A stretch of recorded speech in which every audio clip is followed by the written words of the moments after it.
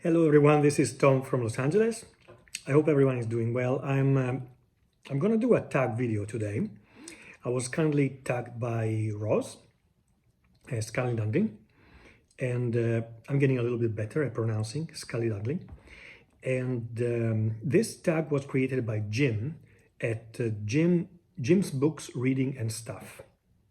And it's a very interesting tag. It's the A to J tag, and it's what it is, very simply from letter A to letter J. So let's get started. A is for author. Which author have you read the most books by? I had to go and check on Goodreads because I didn't know. And the winner, among all the books I've read and I cataloged on Goodreads, is actually John Grisham. I've read, apparently, 27 of his books, which is a lot.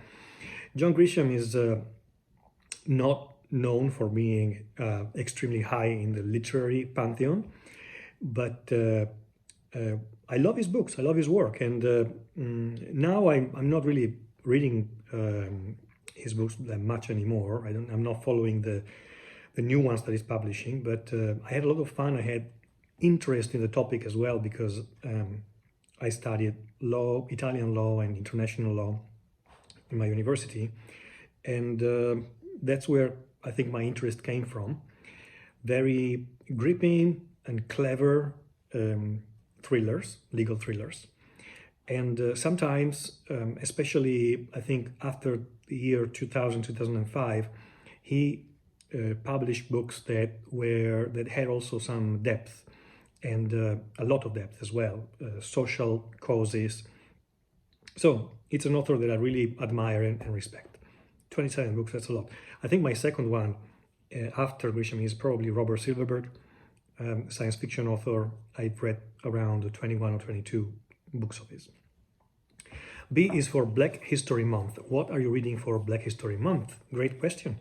I'm catching, the fact that I'm talking about Grisham. I had here an audiobook of one of his most recent books that's called Sycamore Row, which is it is a legal thriller, but mostly it's a literary novel, and it's about a town in Mississippi, fictional town, where a rich man dies and his past is mingled with people and themes that very much have to do with racism in Mississippi and the history of slavery in Mississippi. The way John Grisham treats it in the book is, I think, is marvelous. And in a few interviews, John Grisham also talked about his own personal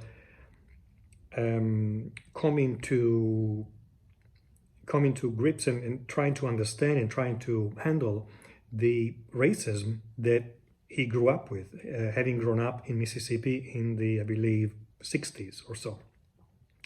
So it's very interesting, and it's a topic that Grisham handles very well.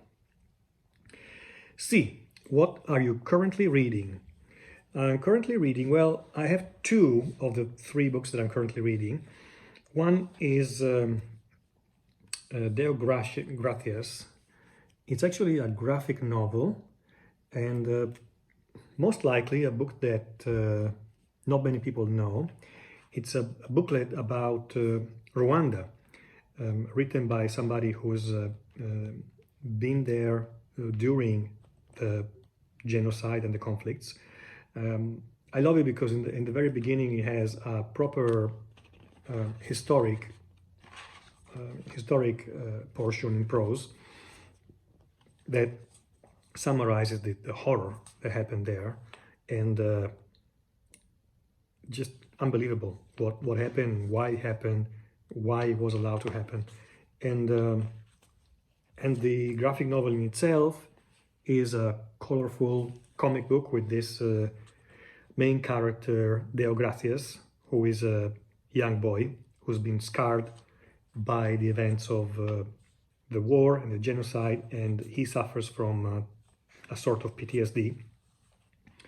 The colors are very bright and stark. The images reflect a lot of the local reality. I've read just recently another book about Rwanda where while I was reading, for example, there was a word like cow, and I could only try to picture a Rwandan cow, but then with not a lot of success, being Italian and living in the US. But then if you read a graphic novel about a place that is so different from your own, you can visualize things a little bit better and have a better idea of what, for example, a cow might look like. So this is the Deo Gracias, and the author is Stassen. I think this is the name that he is known for, J.P. Stassen. He's a Belgian artist who traveled the world. Next one that I'm reading in these days, and this is a book that I'm actually reading to help with my prayer. It's Take on the Job Meditations with Saint Ignatius. It's basically a collection of letters, of the actual letters by Saint Ignatius. If you don't happen to know, Saint Ignatius is the founder of the Jesuits movement, Catholic movement. He lived across the 1500, so between 1480 and 1530, more or less. He was a soldier. He was permanently wounded when he was about 30 years old. Went in a sort of a mystical, self-imposed exile, prayed a lot in a couple of years of asceticism, and when he came back home, he conceived with a group of friends of this new Catholic movement of the Jesuits, and his personality, his charisma were so strong that the movement grew very fast, very very quickly, and you can feel from his letters that he still had this personality of a soldier, but he applied that type of soldier discipline and will strength to his spiritual life and to his religious life. Almost, it reminds me of when I read something about Navy SEALs or Special Corps, somebody who puts immense focus and discipline into something, and that's what Saint Ignatius was about. Whether you're religious or not, Christian or not, the letters of Saint Ignatius really deserve to be at least deserve to be read. And I would say there are many saints whose life and whose writings do really deserve to be read, and that in our schools, in our times, are seen as simply something boring, but very often there is a germ of genius behind it, very often. Okay, so next question, what is your drink of choice while reading? That's green tea. I drink a lot of green tea every day. Ebook or physical, which do you prefer? I prefer physical books. That's I don't know, I tried to read on ebooks and I completely understand how more practical they are, especially for remembering details about the book you're writing, the book you're reading, going back, moving back and forth.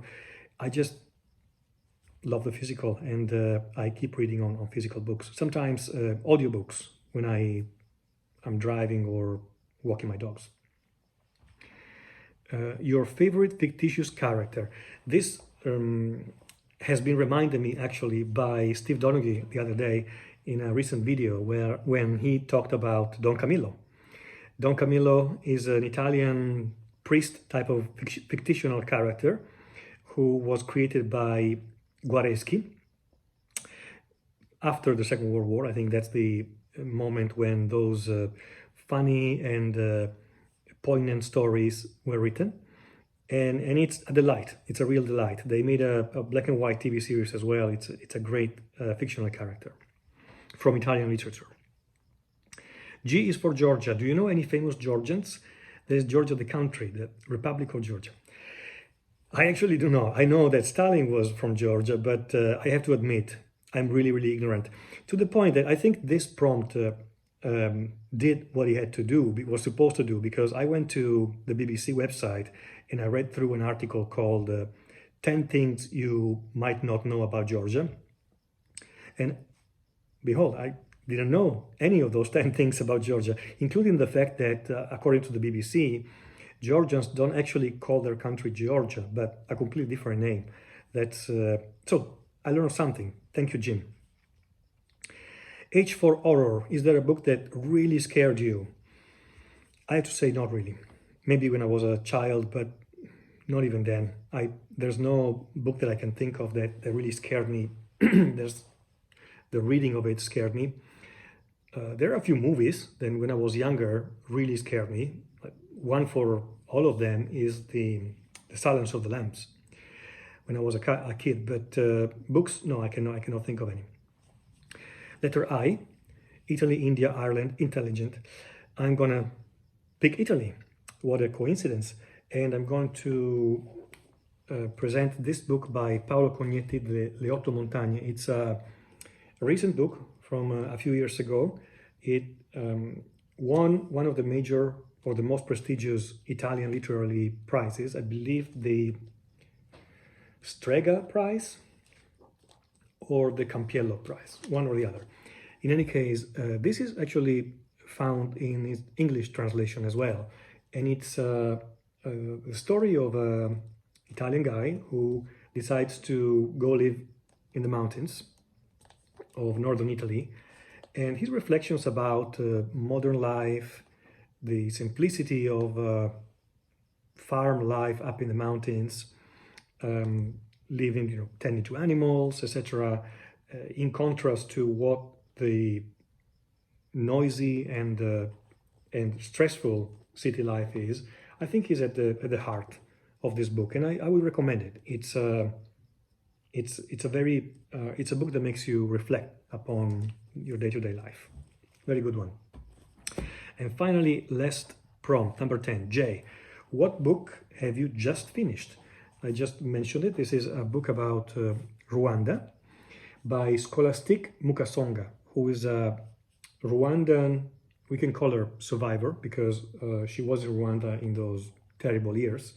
The name of the book is Igifu or Ijifu, and the stories in this book are very autobiographical.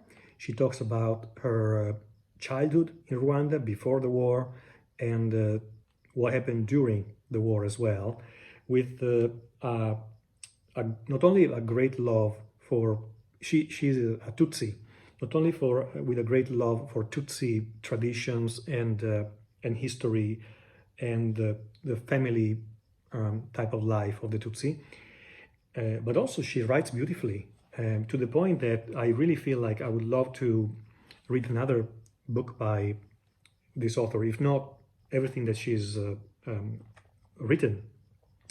And Rose, since she is the one who tagged me for this tag, she has recommended that I take a look at another book of hers that is called Our Lady of the Nile.